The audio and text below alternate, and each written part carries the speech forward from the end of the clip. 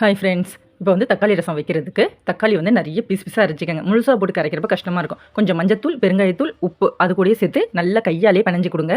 பெனஞ்சிட்டு இந்த திப்பி இருக்கும் இல்லையா, அதை வந்து நல்லா பிழிஞ்சு தனியாக எடுத்துக்கங்க. அது தூக்கிலாம் போடணும்னு அவசியம் கிடையாது. நம்ம தாளிக்கிறப்ப அதை சேர்த்து வதக்கிட்டோம்னா சாஃப்டாகிடுங்க.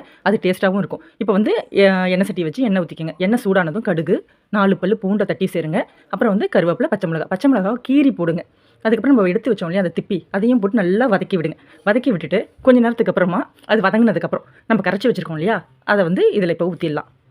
நல்லா ஊற்றி கொதிக்க விடுங்க. அது வந்து இந்த ரசம் வந்து நார்மல் ரசம் போல் கிடையாது. இது வந்து நல்லா கொதிக்கணும். இது வந்து டேஸ்ட்டாக இருக்குங்க. இதுக்கு வந்து வேறு எதுவும் டிஃப்ரெண்ட்டாக வெங்காயம் அதெல்லாம் சேர்க்கணும், மல்லித்தூள், மிளகாய் தூள் இதெல்லாம் சேர்க்கணும்லாம் அவசியம் கிடையாது. இதுலேயே அது சிம்பிளாக இருக்கும். சூப்பு மாதிரி தான் இருக்கும். ஆனால் வந்து டேஸ்ட் வேறு லெவலில் இருக்கும். பிள்ளைங்களாம் வந்து விரும்பி சாப்பிடுவாங்க. தக்காளிலாம் கம்மி விலையில் கிடைக்கிறப்ப நிறைய தக்காளி வாங்குவோம் இல்லையா, அப்போ வந்து இந்த ரெசிபிலாம் ட்ரை பண்ணி பாருங்கள். இது சூப்பராக இருக்குங்க சாதத்துக்கு. இதுக்கு வந்து சைட் டிஷ் வாழைக்காய், உருளைக்கிழங்கு, முட்டை இது போல் எது வேணாலும் செய்யலாம். சூப்பராக இருக்கும். இதை ஒரு வாட்டி ட்ரை பண்ணி பாருங்கள். பிடிச்சா லைக் பண்ணுங்கள்.